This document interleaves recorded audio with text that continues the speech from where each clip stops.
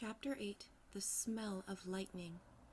Once, when she was 8 years old, Bean almost died. They said she had the bone marrow sickness, and her blood was so weak it couldn't keep her alive. Her eyes had this going-away look, and all she could do was lie on her bed and tremble. She couldn't eat or sleep, and everything hurt, from her skin all the way down into her bones. Nothing helped until this old woman came, a healer. The healer passed her hands over Bean and said she might live or she might die, but the only thing that might save her was a special remedy to strengthen her blood. The remedy was this gooey liquid stuff that smelled awful and tasted worse, and I was the only one who could get Bean to take it. If her mom or dad tried to spoon it into her mouth, she'd spit it out. But for me, she'd make a face and swallow the stuff. She was too weak to speak, so I'd tell her these dumb little stories I made up about how she was always stopping me from doing stupid things, which was pretty close to the truth, and sometimes she'd smile and doze off for a little while. For the whole time she was sick, I stayed with her and slept on the floor by her bed because I had this weird idea that if I ever left her side, she wouldn't be there when I got back. It scared me worse than her dying, that she might just disappear.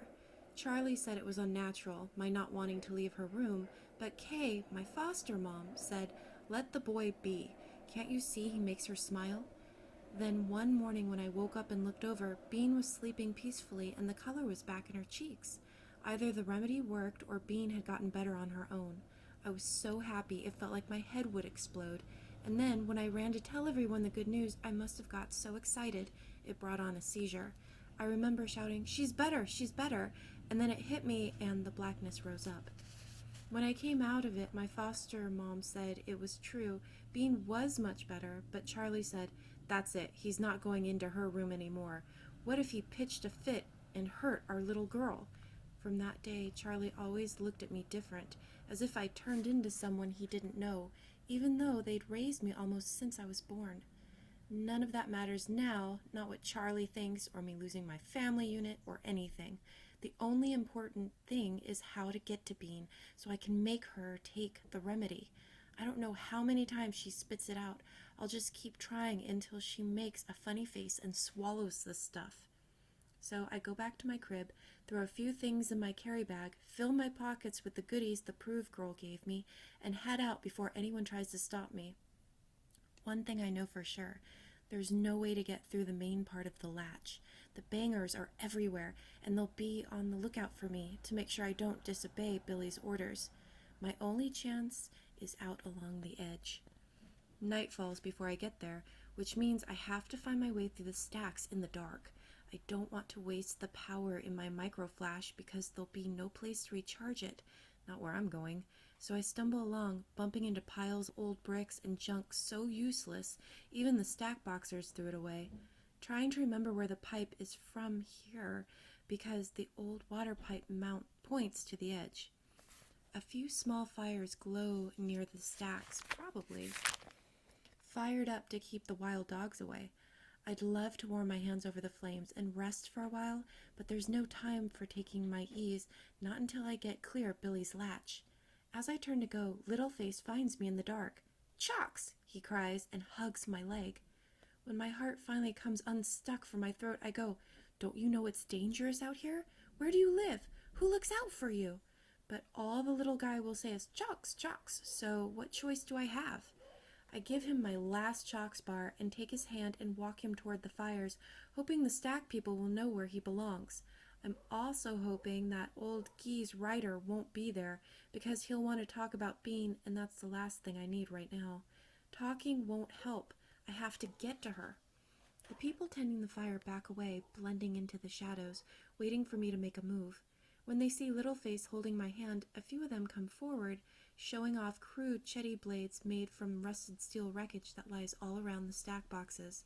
Mostly the boxers look ragged and broke down somehow, as if they'd always expect to lose, and even though the odds are 10 to 1, they seem to be more scared of me than I am of them, which is just fine with me. "Go away," this old woman screeches. "Leave the boy alone." "Stand down," I say, raising up my hands. "I brought the kid back, understand? Now I'll be on my way." Littleface finishes the chalk bar and prances around by the fire, grinning and spoofing without saying a word. No one comes forward to claim him, but he seems to know the people there. Then, as I turn to go, a voice pipes up, "Who you going to bust down this time, Banger? Another old gummy?" I figure, don't even turn around, just keep going before the darkness gives them courage and they decide to charge me with their rusty old chetty blades. "Look at him go, the big bad bully Banger," crows the taunting voice. "He ain't so brave at night, is he? None of his gang to help him now, is there?" I can hear them moving behind me, but I don't look back. I'm thinking, you blew it, you mope. You ripped them off and then you came back alone, in the dark. What did you expect? "Get him!" somebody yells. "Cut his red!" Most days I can outrun just about anybody, but this isn't most days. It's the darkest part of the night and the ground is strange under my feet.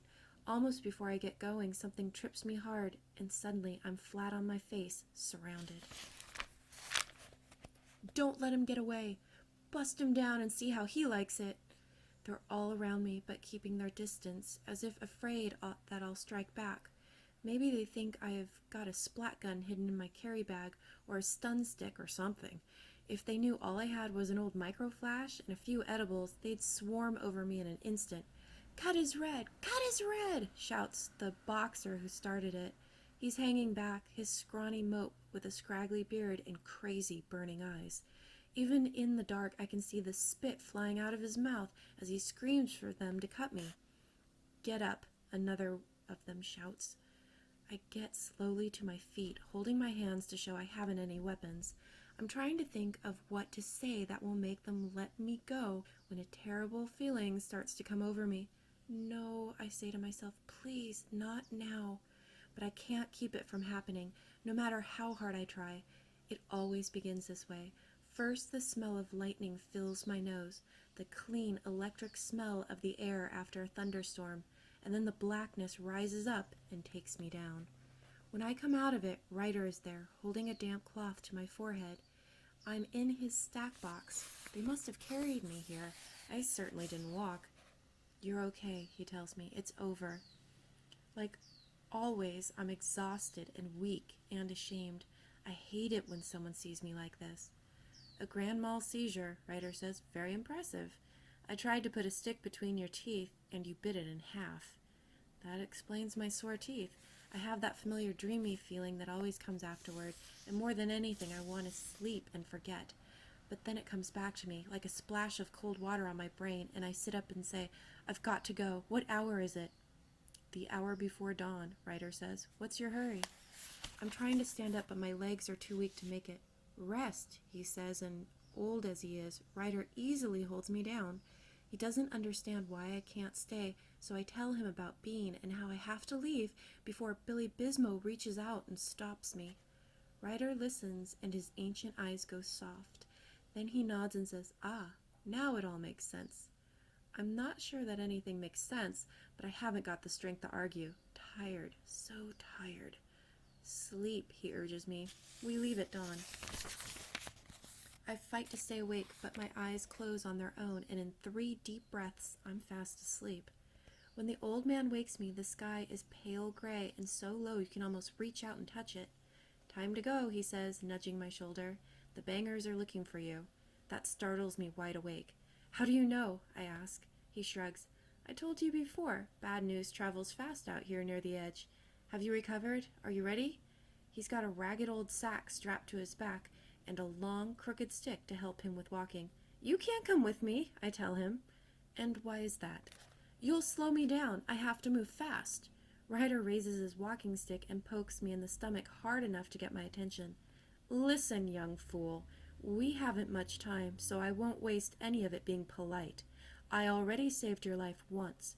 That little mob would have torn you apart if I hadn't intervened. So what happens the next time you have a seizure and no one's there to keep you safe?" I shove the stick away. "I'll take care of myself."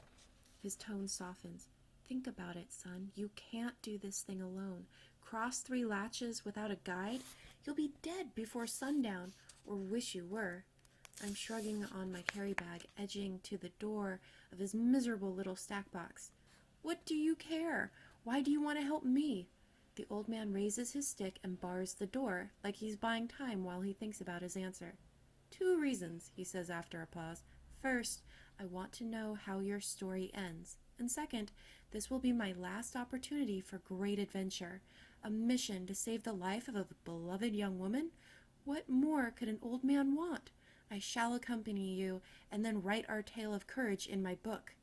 You're crazy, I warn him. You might be killed. Crazy? He laughs and shakes his head. They said Don Quixote was crazy too. Who's Don Quixote? I ask. A man who believed in doing the right thing, even if it cost him his life, Ryder says. He shoves me out the door. Come on, boy. Let me show you the way. And he marches into the daylight with his puny walking stick raised like a mighty sword. Chapter 9. By the edge we travel, by the edge we live or die. Little Face tries to follow us. He's running along, leaping from one junk pile to the next, making a game of it. Chalks, he sings out, chalks! He knows I haven't got any more. It's like he gets as much pleasure out of saying the word as eating the actual chalks bar. You made a friend, Ryder says, grinning at me. But he knows the little boy can't come with us, that it's much too dangerous. He signals to Little Face, and the kid dances up to him. Ryder has a word in his ear. A moment later, the kid sings, chalks, one last time, and then runs back in the direction of the stacks. It's a relief, but at the same time, I'm already sort of missing the little pest.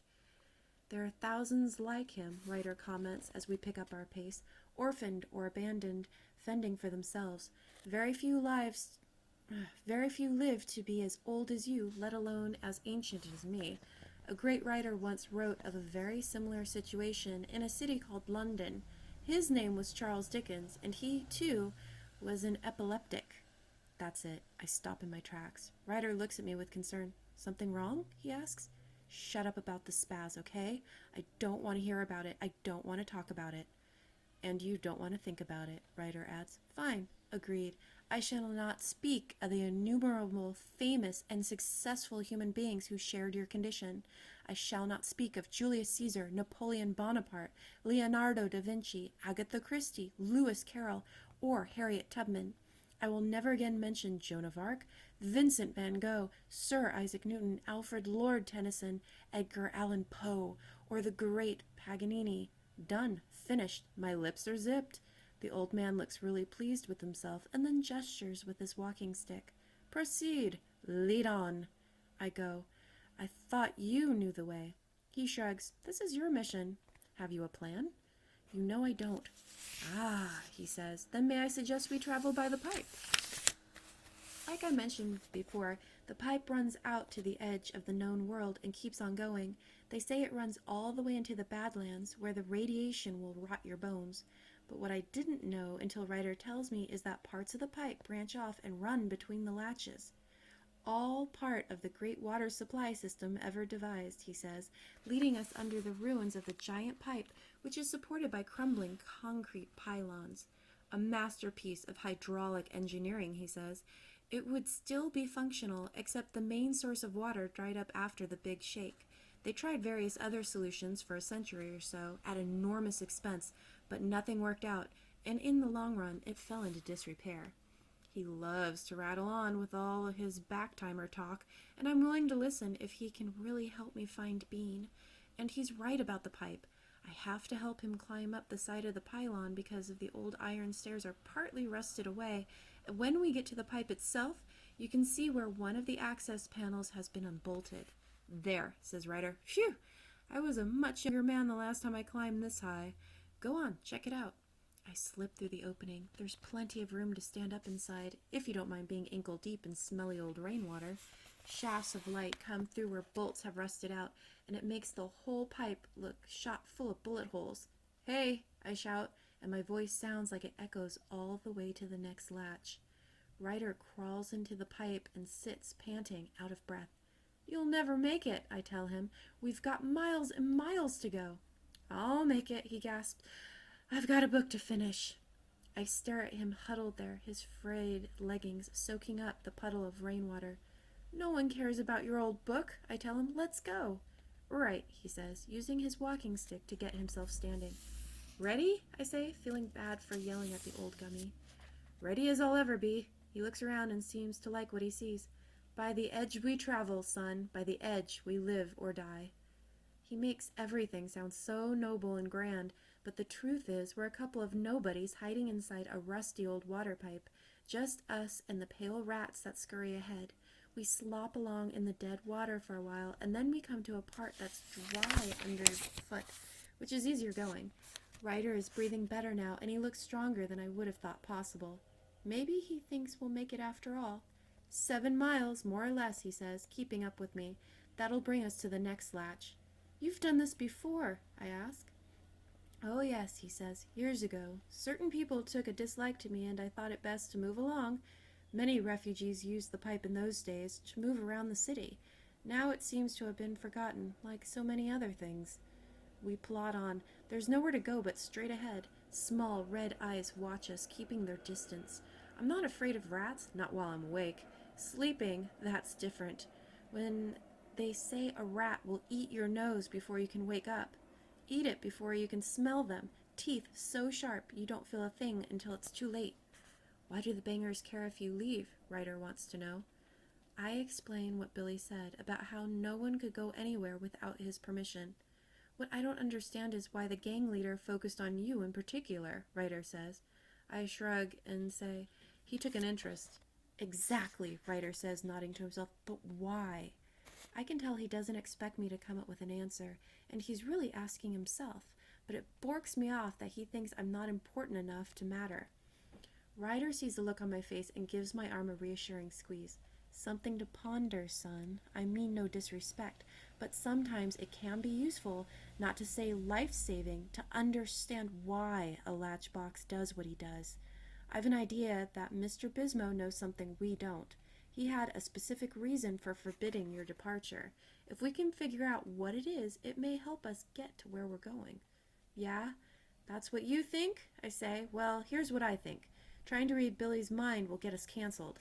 That shuts the old geese up, and we trudge along in silence for a couple of miles. We come to a part of the pipe that sags, which means the rainwater has collected knee-high. The water is slimy and buzzing with mosquitoes, but Ryder doesn't hesitate. He wades through it like he could care less about the wet or the bugs or the slithery things that slip along the edges. The weirdest thing about him, though, is how he doesn't seem to get mad at me when I'm mad at him. Like he expects me to be borked about stuff and doesn't take it personally. Later on, when we stop to rest for a few minutes, I share some of the edibles with him. He looks the stuff over and goes, "This is proof food, right?" So I tell him about the proof girl, and he says, "Dangerous. Contact with the genetically improved is exceedingly dangerous. Not for them, for us. We're what they used to be, and they hate us for it." He eats the proof food, though, every crumb, and then we're on our way. We walk and walk until the daylight fades and the darkness makes the pipe seem even bigger and longer, and the red eyes are closer. We walk until we feel wind in our faces, and that's when Ryder stops and says, "We've come to the break." "The break?" "A section of the pipe is missing up ahead. We'll have to go around for a mile or so." I walk out to where the pipe ends, but it's so dark, I can't see all the way to the ground. It feels like we're floating in the sky, and that makes me dizzy, so I back carefully away until the rusty steel is more or less solid under my feet. "How do we get down?" I ask. "We better wait until daylight," Ryder suggests. "No sense coming this far and then breaking our necks, is there?" It drives me crazy not to keep moving, but I know he's right about waiting. I can't save Bean if I'm busted up, and that's for sure. So we crouch at the curve of the pipe and take turns trying to sleep. "You go first," he says. "I'll entertain our little friends." He tosses a pebble at the red eyes, and they scurry back out of range. "Pleasant dreams," he says, and I'm thinking, right, like I'm really going to fall asleep in a rat-filled pipe. But the next thing I know, he's shaking me and whispering, "Wake up, they're coming." I hear it. Shik-a-tick-tick, shik-a-tick-tick. The sound gets closer and closer. Something is coming down the pipe to get us.